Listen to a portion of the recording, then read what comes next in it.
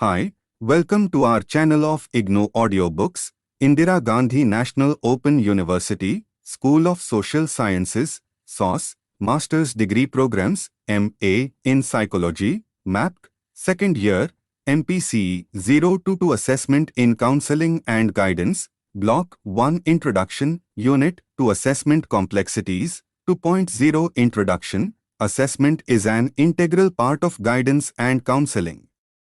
It plays a crucial role in the successful outcome of counseling. A good assessment can pave the way to the solution of the problem, whereas a poor assessment can hamper the process of counseling and may adversely affect the client. Hence, care need to be exercised in using an appropriate assessment procedure. Right from deciding why to assess and what to assess, to selecting a suitable test, administering, scoring, interpreting, and communicating the test results to the client, each and every aspect is important and needs to be handled in a proper way. It can be said that when assessment is properly done, half the job is done. Then counselor will have a fair understanding of the client, his/her problems, issues concerned, the dynamics involved, etc.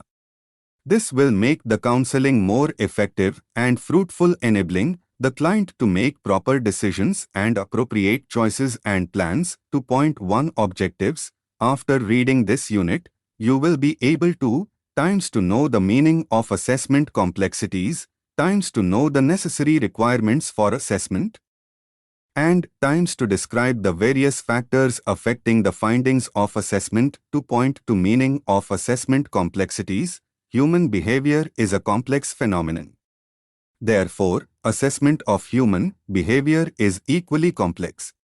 Assessment often tries to find out the magnitude or quantity of a particular aspect, factor, problem in the client. For example, what is the motivation level of the client? How depressed is the client? What is the mental ability of the client? What are the interests of the client, etc. Thus, it gives an indication of whether there is a lot of something or just a little. The accuracy of this plays a great role in the success of counseling. However, there are a host of factors which may affect the accuracy of the assessment scores. Hence, the counselor must exercise utmost care to ensure that assessment is carried out in an appropriate manner. Assessment in itself is an elaborate process where we need to keep in mind several things. We need to understand the different issues related to assessment to appreciate the complexities of assessment. These are described below. 2.2.1 Issues in assessment, time and effort required in assessment. How successful is our current assessment program? The decision to use a test is an important one. Counselor needs to carefully consider several technical, administrative, and practical matters. This requires the counselor to spend time and effort to understand the various related aspects of assessment and make a conscious decision about using a particular test. The counselor should weigh all the costs and benefits with an aim of ultimately increasing the effectiveness of the assessment procedure, leading to success in counseling. The counselor should also have an idea about the construction of psychological test, including the process of establishing its reliability and validity. How has the test been developed?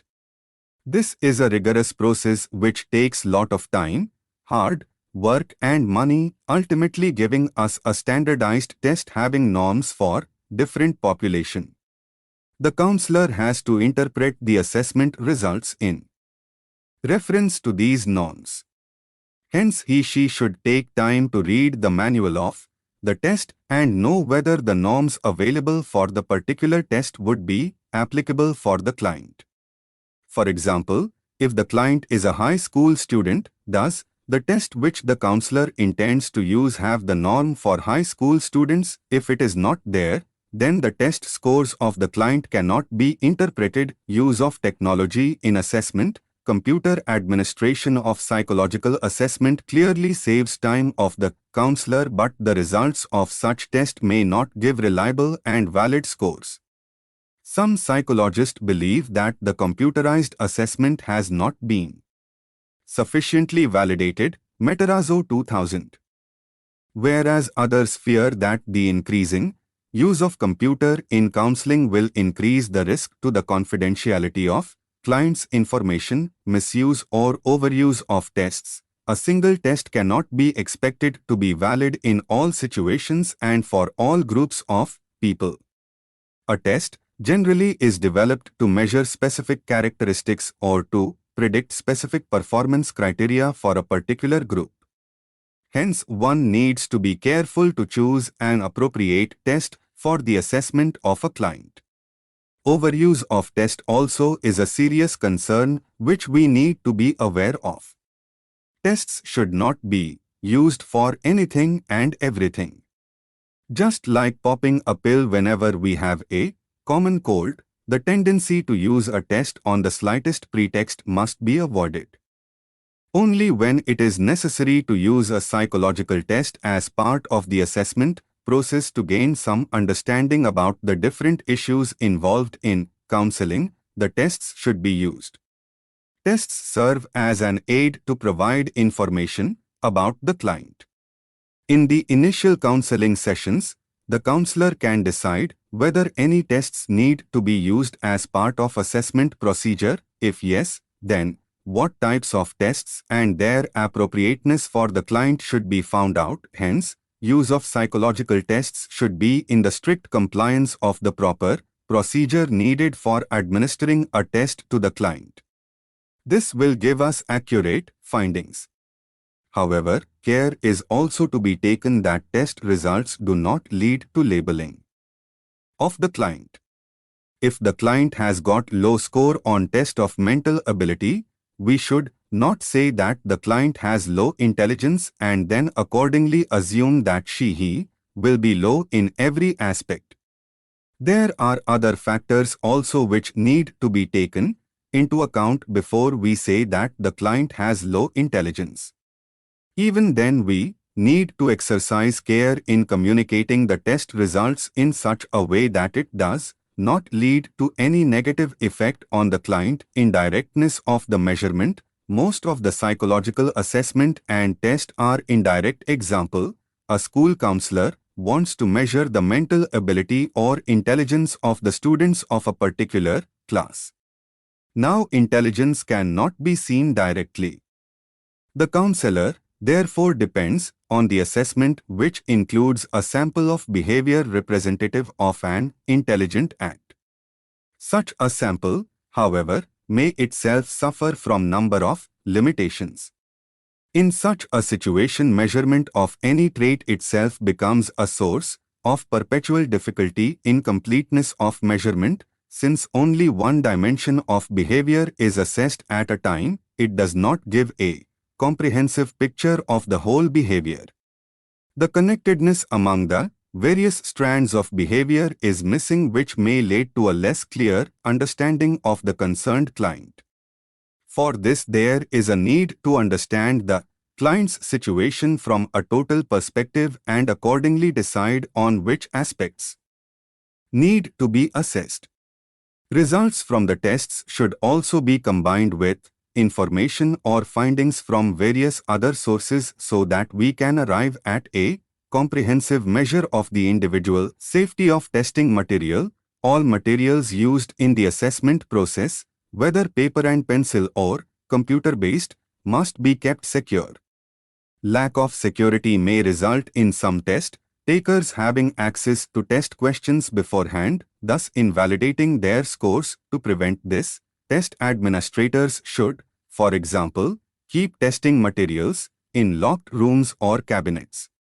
This is especially required in situations like school setting or organizational setting where assessment usually forms a part of guidance activities or human resource activities. Another reason for ensuring the safety of testing material is the high cost involved in the purchase of the test materials and equipment. Some instruments used in counseling and in self-assessment are not held to the same strict standards of security. The purpose of testing often will dictate the importance of security for test materials. Security is also the responsibility of test developers. The security of a test may become compromised over time. To protect security, test developers periodically introduce new forms of tests. 2.3 Prerequisites for assessment. A few things are there which need to be kept in mind before the counselor goes for an assessment of the client. It should be noted here that assessment is not a haphazard process. It follows a systematic procedure starting with a rationale for the assessment. 2.3.1 Need for assessment. What is the need for the assessment? What are the aspects we want to assess? What information answer are we looking for through the assessment? All these should be clarified before we start the assessment procedure.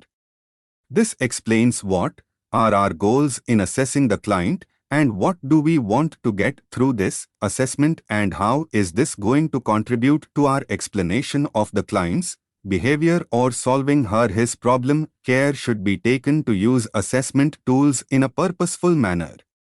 It is critical to have a clear understanding of what needs to be measured and for what purpose. Assessment strategies should be developed with a clear understanding of the knowledge, skills, abilities, characteristics, or personal traits that are going to be measured.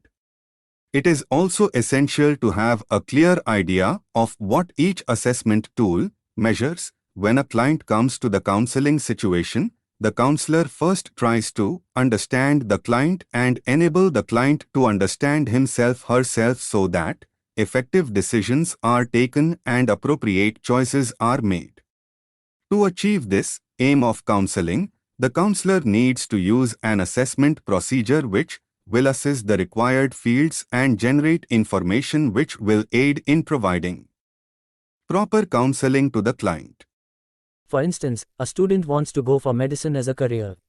Here, the counselor needs to find out the aptitude of 2.3.2 Appropriateness of the test. After deciding the need for assessment, the counselor needs to select an appropriate psychological test to be administered to the client. Tests are available specific to the age, gender and social cultural status. The suitability of a particular test needs to be found out by the counselor. An assessment tool usually is developed for use with a specific group. It may not be valid for other groups.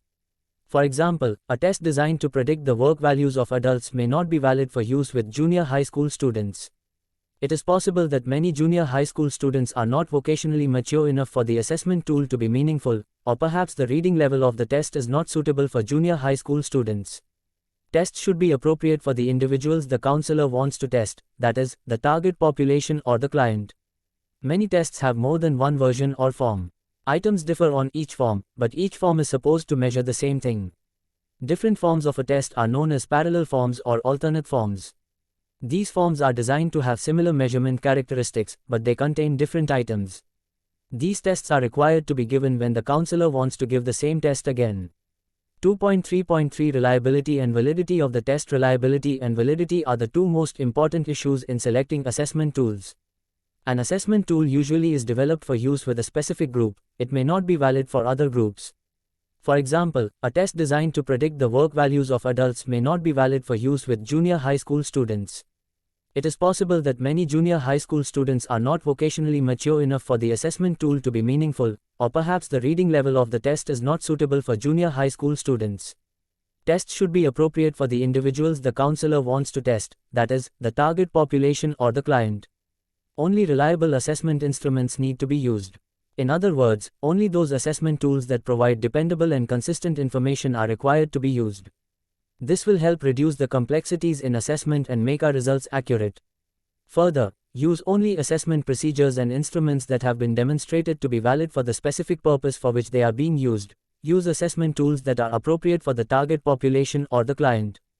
2.3.4 Consent of the test. Prior to administering any psychological test, consent of the client taking the test should be obtained. Since we are dealing with human beings, it'll be a violation of human rights to administer the tests without their agreeing to it. Hence, consent of the client for taking the test is a must. The counselor also needs to explain the client about the need and purpose of giving the test. Prior to taking the consent of the client, the counselor needs to explain to the client about the roles and responsibilities of the counselor as well as the client, the process of counseling, its limitations and advantages. The structuring of the counseling session, number and duration of sessions, administration of psychological tests, issue of termination of counseling, all are explained to the client and then the client's consent is asked for. It has to be an informed consent by the client or the test taker. 2.3.5 Confidentiality assessment results are highly personal. Maintaining the confidentiality of assessment results is very important. As a professional, counselor must respect the test taker's right to confidentiality and ensure the confidentiality of the assessment data. The client has to be assured of the confidentiality of the findings of the assessment process. As a counselor, you should recognize this fact that trust is a cardinal factor in the counseling relationship. You should earn this trust by establishing proper rapport, setting up appropriate boundaries, explaining the roles, responsibilities, limitations, and maintaining confidentiality. Assessment results should be shared only with those who have a legitimate need to know. Communication and use of any information, data gathered from psychological assessment has to be done with the consent of the client. While communicating the results, the cultural background also needs to be taken into consideration. However, there are certain situations where confidentiality cannot be adhered to. For example, when there is a threat, danger to the life of the client or other people, in cases of legal and court requirement, in cases of contagious and life-threatening diseases, the counselor is required to communicate the results to the concerned authority. 2.4 Errors in assessment. Since counseling is a behavioral science, it involves many uncontrolled factors which may lead to errors in assessment. For example, when a school counselor is measuring the intelligence of a child with the help of intelligence test, there can be several factors which may decrease or increase the actual score of the students, as the child might be nervous or he might be distracted by other internal factors. All these sources of errors in assessment create problems which adversely affect the scientific value of assessment. Using unbiased and fair tests will enable to provide the most appropriate assessment services to clients. In addition, there are a host of other factors which need to be considered to ensure effective assessment and counseling. 2.4.1 Environmental factors. There are various extraneous influences that may affect the reliability and validity of an assessment procedure. For example, room temperature, noise in the testing room, poor lighting, inaccurate timing, damaged test equipment, or even the test administrator may adversely affect an individual's test performance. The physical setting of the test situation therefore needs to be optimum so that it reduces the chance of affecting the client's performance on the test. The counselor should ensure that the testing environment is suitable and that administration procedures are uniform for all test takers and the clients. The testing room should be well ventilated with proper lighting. Extremes in temperature will make the client uncomfortable and affect the test result negatively. The client should feel relaxed so that he can attempt the test in a relatively calm mind. The environment should feel welcoming and inviting. It will reduce any inhibitions that the client might be having and open up the client to get himself or herself involved in the assessment procedure. Consequently, test findings will reflect accurate result. The environment should also be free from noise and any other kind of disturbances which may affect the assessment findings adversely. 2.4.2 Competence of the counselor. Assessment is an important aspect of the process of counseling. Hence, the counselor must have a good understanding of the psychological assessment and must be well equipped with the different assessment techniques. If the counselor is not competent enough with regard to the assessment procedure, then the counselor may not get a proper picture of the situation and the diagnosis of the problem may not be accurate. As a result, the counseling or the therapy provided by the counselor on this basis may not lead to effective results. As a counselor, the ultimate goal is to take care of the interest and welfare of the client. For this, the counselor needs to have necessary competencies to help the client. The counselor should have knowledge of the individual differences, human development, counseling theories, assessment principles and procedures, and ethical responsibilities. Further, the counselor should also have an understanding of the theories of personality, human rights and multicultural issues. These will enable the counselor to equip himself, herself with the required knowledge to understand human beings in a variety of situations. The counselor should also have the required skills and competences to develop rapport with the client and carry out the process of counseling. Various initial counseling skills and core counseling skills are necessary to win the trust and confidence of the client and enable the client to open up and express himself, herself in the counseling situation.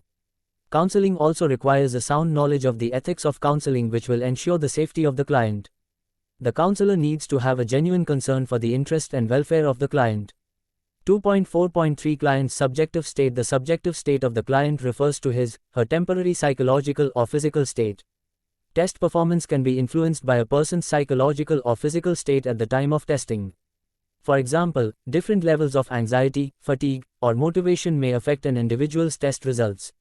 Mood of the client and the counselor also affects the test situation and may influence the test result.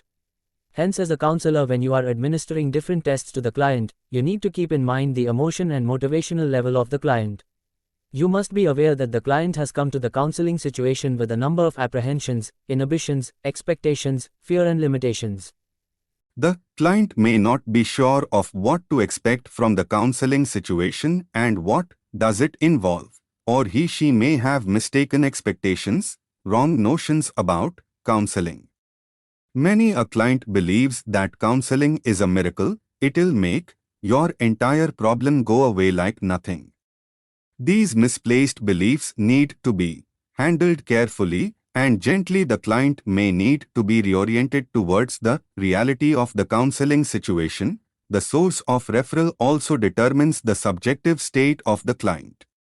If the client is self-referred, i.e., has come on its own, she/he is in a more positive state to get involved in the process of counseling. However, in cases where client is referred by the parents, school authorities, some organizations, court or welfare agencies, the client may not be receptive. Again, in this latter case, when the client is referred as well as willing to go for counseling, it becomes easy to establish rapport and proceed in counseling. However, in cases where the client is referred but not willing to take counseling, it becomes a difficult scenario for the counselor. These clients are called resistant, and their subjective states are not conducive for them to enter into the counseling process. It is a real challenge for the counselor to change their hard attitude and make them somewhat amenable for the process of counseling and assessment. 2.4.4 Ethnic, linguistic, and cultural differences. The counselor must keep in mind the diverse array of ethnic and cultural groups, with their ethnic, linguistic, and cultural differences. The variations in the cultural background of the clients play an important role in determining how the client will approach the counselor and the process of counseling itself. The cultural diversities affect the way the beliefs, values, and attitudes develop in the client. As a counselor, you must be aware of this. This will make the client feel accepted and understood, as a result of which rapport formation becomes easier. As you know, rapport establishment is the foremost requirement in assessment and counseling. When the counselor respects the ethnic, linguistic as well as cultural differences in the client feels important and understood and develops trust and confidence in the counselor. Then the client is ready to participate in the assessment process and take the tests in a proper way. The counselor needs to find out the suitability of the psychological test for the particular client based on his/her ethnic, linguistic, cultural background. Otherwise, it may negatively affect the test result. 2.4.5 Administration, scoring and interpretation. Psychological tests are standardized measures of behavior. They follow uniform procedure of administration and scoring. Deviation from this may lead to errors in assessment. Test results may get affected because of the variation in the way the test is administered and scored. There are different types of psychological tests. Based on administration, they can be classified as individual tests and group tests. Counselors should have a thorough knowledge and understanding of the administration of individual tests as well as group tests. Individual tests require one-to-one supervision, whereas group tests are administered in a group setting. However, the counselor needs to know how to administer the test to a group of individuals, distributing the test booklets, giving instruction, ensuring understanding of the instruction by the group, monitoring, collecting the test booklets and answer sheets back, and concluding the testing session.